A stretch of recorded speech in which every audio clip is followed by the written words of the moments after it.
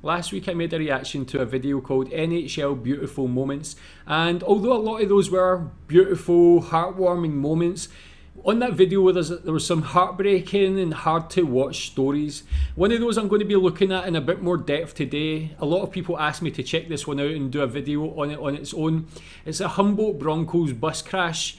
I did my own research, and this is a junior hockey team who were travelling to a match, who were involved in a crash. 16 people lost their lives, 13 more were injured. Just a terrible, terrible accident. One that affected not just hockey fans but a whole country, and it really brought the hockey community together. But such a sad situation, and I want to learn more about that and learn more about these young men. Let's watch this video. The Humboldt Broncos were on their way to a playoff game when tragedy struck. It is a ritual so many across the country in small towns and cities can relate to. Long road trips, the local hockey team can often be a symbol of community spirit, a gathering place, and it's no wonder this pain has cut so deeply. There is a story behind every member of that Humboldt team, those who survived and those who did not. Our senior correspondent Susan Ormiston has some of their stories tonight. Yeah, so just to stop briefly there, that is why it hits home, because no matter who you are, if you're a sports fan, if you've played sports when you're younger, you would have made similar journeys to matches with your teammates or with your parents and things. To know that making that journey, that these young men weren't going to make it back to their families is absolutely heartbreaking. So sad, it actually really hurts me being a sports fan, but let's watch this anyway. Inside the Royal University Hospital, survivors are just beginning their long journey to recovery, as are the families holding it together. Michelle Strechnitsky's 19-year-old son, Ryan, has just emerged from 6 hours of surgery on his spine. He knows he has a wealth of support, so I'm sure that he will draw on all of it. He was playing his first season for the Broncos, but the accident has changed his path possibly forever. Better than average chance that he won't play hockey again, or possibly even walk, we're not sure. But he's strong, so I wouldn't count him out. Michelle and her family got a call Friday night like so many others. It was bad. He himself actually told me today that he didn't think he was going to make it. The crash was so devastating. The boys were lying on the pavement just waiting for the first responders, and he couldn't move, so he didn't know what to do. He just waited. His parents waited too for hours before the call from another player's dad. He was in tears. He was just devastated, and he told us that he didn't know very much, but Ryan was okay. Ryan was alive. That's what we knew. Today, hockey veteran Sheldon Kennedy visited Ryan and others in hospital. Kennedy and these former teammates survived a team bus accident 30 years ago near Swift Current. Peter Soberlach still remembers. It's ultimately, I think, getting to a point of acceptance and trying to move forward. But that's a long road. It's a very long road. All day, hockey families arrived in Saskatoon, including former Broncos players, remembering their coach, Darcy Hogan, who died. Darcy, the head coach and GM there, we were close, and I had a lot of respect for that man, and we had a little handshake there at the end. I'm so sorry. And he just said how proud he was of me. And these three young men, Xavier Lebel, Logan Hunter, and Adam Harold, were billeted with Renee Cannon's family. She told us quietly she lost all three.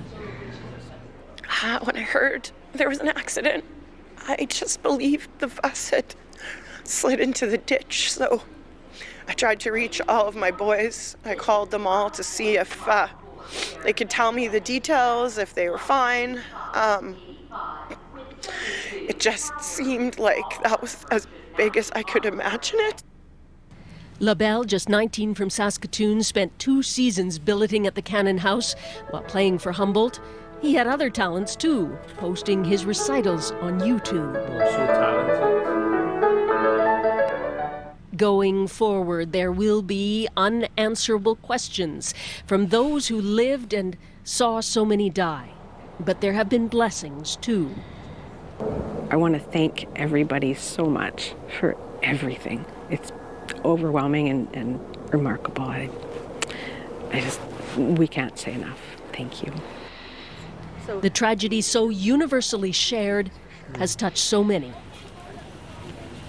Yeah, that's the thing, it did touch so many, but when you see the images of those young men just living their normal lives in the house, on the sofa, playing on phone, with their families, with their friends and things, it's hard to watch actually.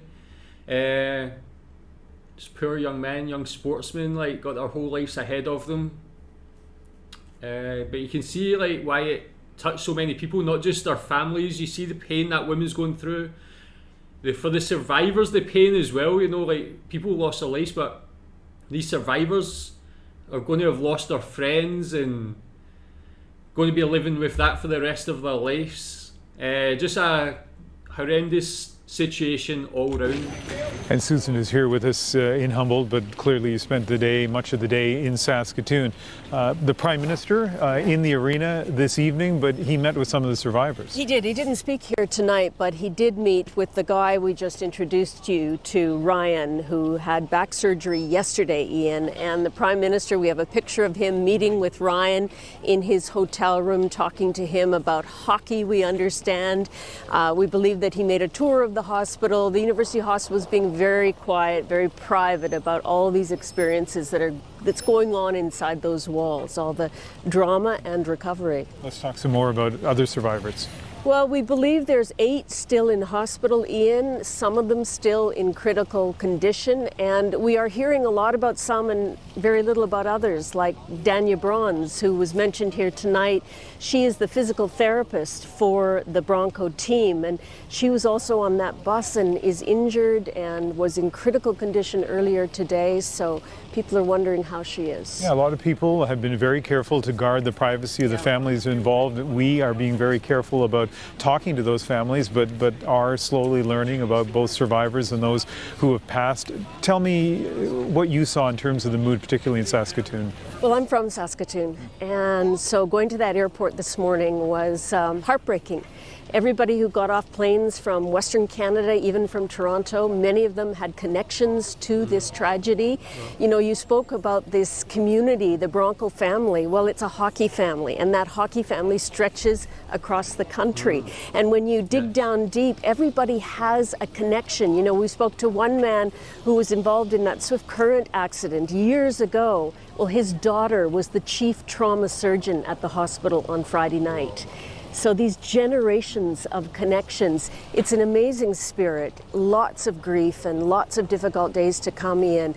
But this hockey family, sporting families, parents, they do feel supported here. It's very, very impressive and very comforting to everybody here. A lot of teams across the country take buses to lots of games, but there's something quintessentially Canadian about Saskatchewan junior hockey and long bus rides, for sure. The prairies, really. Because remember, you know, about 10 of those players were from Alberta originally, so it's right across the prairies tonight. All right, Susan, thank you very much. Welcome. So yeah, you can see, as they mentioned again there, that that's something a lot of children, especially in that area who play hockey, journeys they would have taken before, and I'm guessing journeys that are still taken to this day. Hopefully these kids are always remembered, these victims are always remembered, and like how she talked about it not just being the Broncos family, being the hockey family. That's what actually, it gave me some warmth in my heart after hearing such a terrible story, to know that the whole of hockey came together. I seen that people commented that they left their hockey stick outside their house, and you know, when things like this happen and people drop their rivalries and they just come together as one, and everybody pays respect, and remembers these players. That's what it's all about, man. That's why sports in general, not hockey is a great example of it, but sports in general can just bring people together. But tell me what your memories of it are. Tell me how it's remembered today. Thanks.